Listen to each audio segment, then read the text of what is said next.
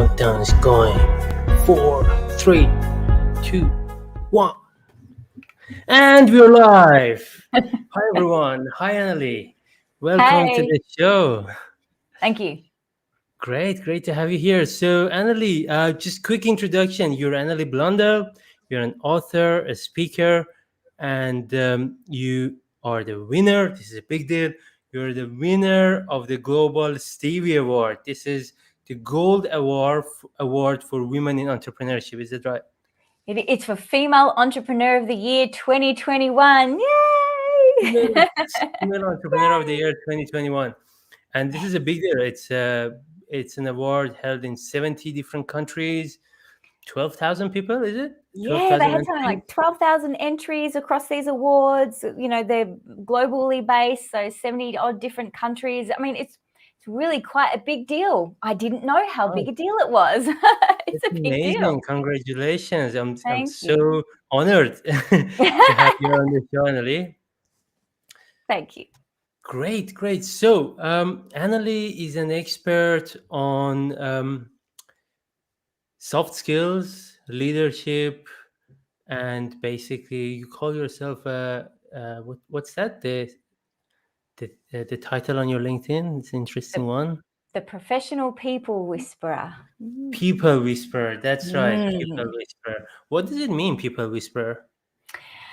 Well, it's really just a tongue-in-cheek term used to paint a picture of someone who reads between the lines, who can tune into the hidden dynamics of people when they're connecting and communicating. So, you know, you might have heard of the term the horse whisperer.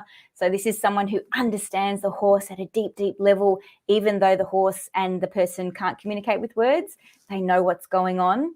So it is really just a cheeky term to say, I see you, I read you, I'm paying attention to everything that's going on.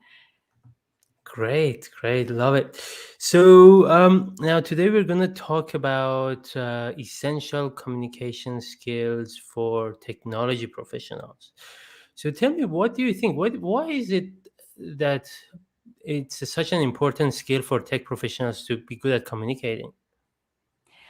Well, I want to speak from personal experience for a minute, Arash. In my former life, I'm currently a corporate refugee. So I've been running my business for 15 years now. It feels like a whole lifetime ago that I was actually. Refugee, I like that. I'm a corporate refugee, exactly. You know, so I was brought up in my working life at one of the big four banks. And one of the roles I had before I left was representing the branch network. So I was the business manager representing the branch network. And I worked in conjunction with the IT department because I was the IT department for the branch network. So, you know, I looked after rollouts and training schedules and updates and hot fixes and hot patches and all these, you know what I'm talking about more than I would. But essentially, I was the conduit from the IT people, the really smart technical people, to the branch network, who were the end users of the platforms that they were looking after. And it became very clear to me that it didn't matter how smart you were as a technical boffin, which is what I liked to call you in my nice way, was that it didn't matter how smart you were or how great your insights or solutions were if they weren't provided in a language that the business could understand, and more importantly, provided in a way that the business could value. Yeah. So it's a team effort, right? Technology is part of the picture. It's a big part of the picture, but we need to work together to achieve the outcomes, right? Yeah, I mean, it's a huge part. There was so many things. I remember having conversations about thinking, that is such a genius idea. Like, that is really clever. If we could do something like that in the branch network, that would be amazing. But what these wonderfully smart technical people didn't realize was I was serving my customer, who were the branch employees. And there was at one point where we were, you know, right at the beginning, where we were rolling out, you know, new technical platforms, where we went from old DOS systems, you know, where you typed and whatnot, to using mice. And, you know, we had some communication that says, move the mouse. That's it. move the mouse to this button, and people would literally pick up the mouse and put it on the screen. And so Oh my God, and I'm not that's kidding. awesome. Like, this is what I was translating between. So I'm saying to these amazing tech wizards, your ideas are simply genius. And the branch network, too genius. I need 3 simple steps, and I need to be able to train them in a 1-sheet Word doc. If it's any more complicated than that, it just won't fly. I can't have 700 branches, on a 1-day training to learn your amazing idea, no matter how groundbreaking it is. It just won't fly. It's an incredible idea. Well, I used to be a programmer. We met when I was a programmer first time, right? Yes. And I still consider myself a programmer, even though that I don't program anymore. But I try to keep myself refreshed, keep myself in the community, and engage with programmers. So it's not an easy thing to do. So let me take a step back. When I was having programming, so I used to be in a technical position, then I moved to a product owner position, then I moved back to a technical position. When I was in a technical position, I considered myself to be an introvert. When I moved to the business product owner position, I consider myself to be an extrovert. I thought I've changed, but when I moved back to the technical position, I became an introvert again. So it Oh, made me realize wow. it's not necessarily the personality. Personality plays a role into it, but the Yeah. work that you do, the nature of your work also feedbacks to your personality. So it's not an easy thing. It takes a lot of effort sometimes from a programmer, Mm. technical person side to communicate. What do you think about that? Yeah, I think that is so fascinating. What a wonderful personal experiment you've just been a part of.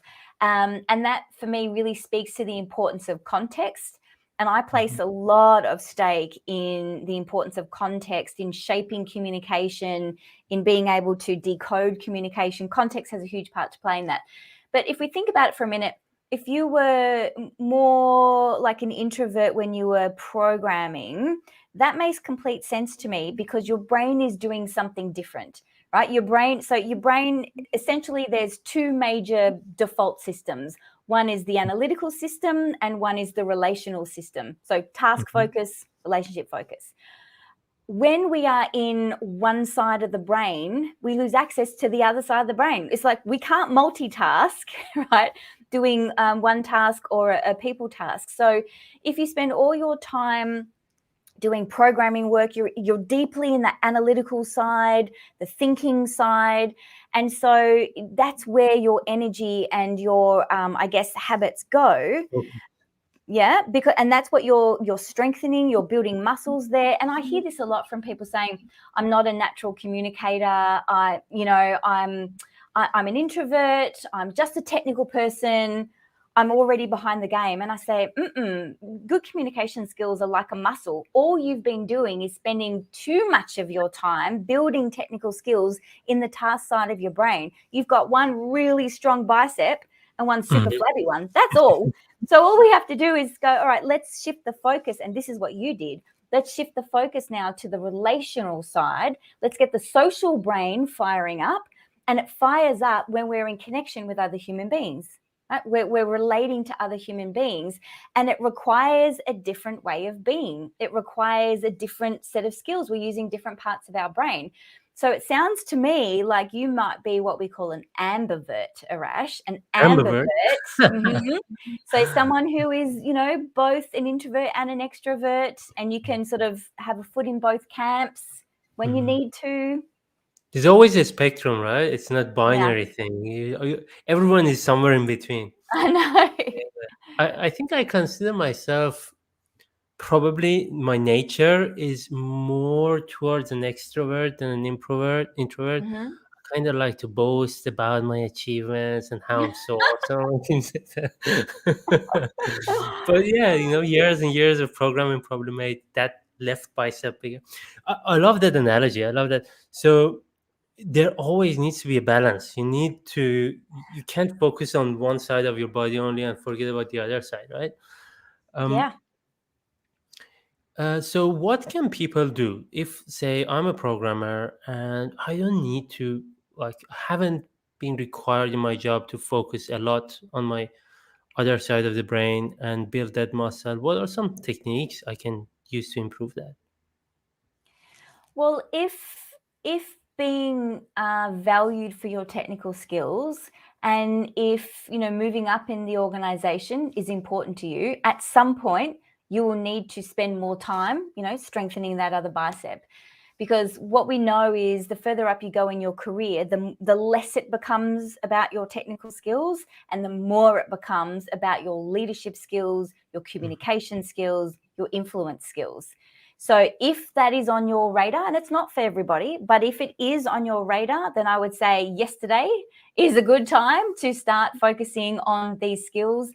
And you can start that by having more conversations. And I know that sounds trite, but if you're a programmer and you love to tuck yourself away in your office or wherever you are and just spend the night coding, it means you're really strengthening one side at the expense of the other.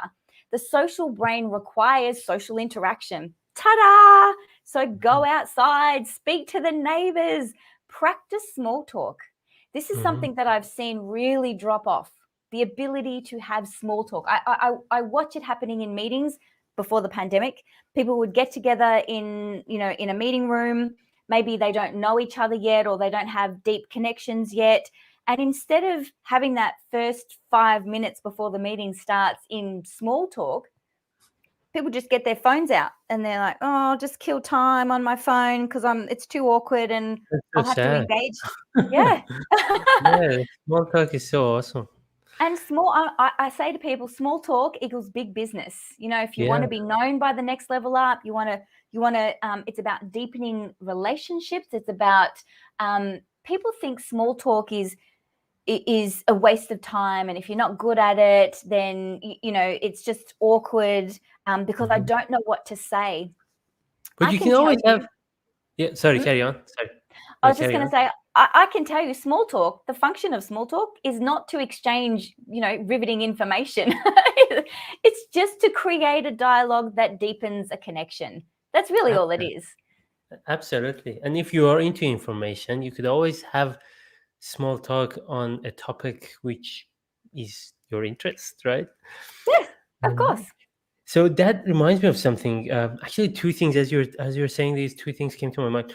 One is about programmers specifically. When we Mhm. talk about that communication skills, s- the majority of good programmers, the best programmers that I've seen, actually are not the type that are going to go and sit on their own and think on their own in a den somewhere. They are Yeah. social, but in a peculiar way. So the best programmers are the ones that I like to call pair programmers or mob programmers. You see two programmers in front of one Ah. computer working together, problem solving to get together, becoming one mind. And they're using the same language. They know each other really well. They're friends with each other. They're like super connected and they Mhm. communicate super fast. If you watch pair programming, you would wonder what are they talking about? Are they talking German? Is it a different language? Yeah, Yeah, they're yeah. highly in sync. Amazing. That sounds Mhm. incredible. And that really doesn't surprise me because you are utilizing the best of both brains. And what makes that so effective and efficient is what you just said. If you're on the outside, you might think they're speaking a different language. Because they're so connected, they can speak a shared language.